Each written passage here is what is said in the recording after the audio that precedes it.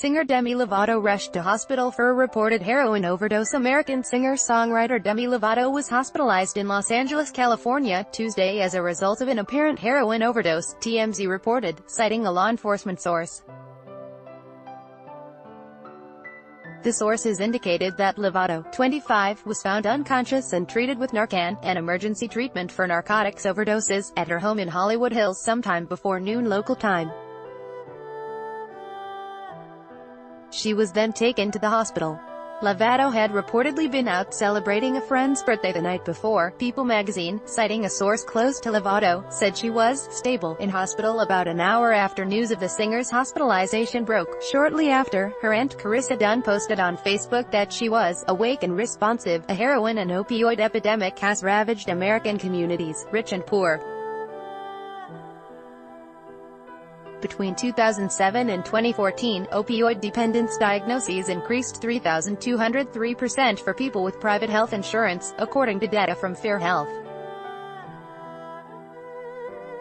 An overwhelming number of diagnoses occurred among the 19 to 35-year-old age demographic, the nonprofit databank has reported. In 2016, the number of heroin deaths exceeded gun homicides, The Washington Post reported, citing data from the U.S. government's Centers for Disease Control and Prevention, CDC. Sources familiar with the situation told TMZ that Lovato has been struggling recently. She has been public about her struggles with sobriety and her prior abuse of alcohol, cocaine and prescription OxyContin, but had by all accounts been clean for several years until very recently. Country singer Brad Paisley offered words of support in wake of the news. Tweeting, "There is no one more honest or brave than this woman." Lovato first became nationally known with her starring role in the Disney Channel movie, Camp Rock, in 2008 and released her first album that year.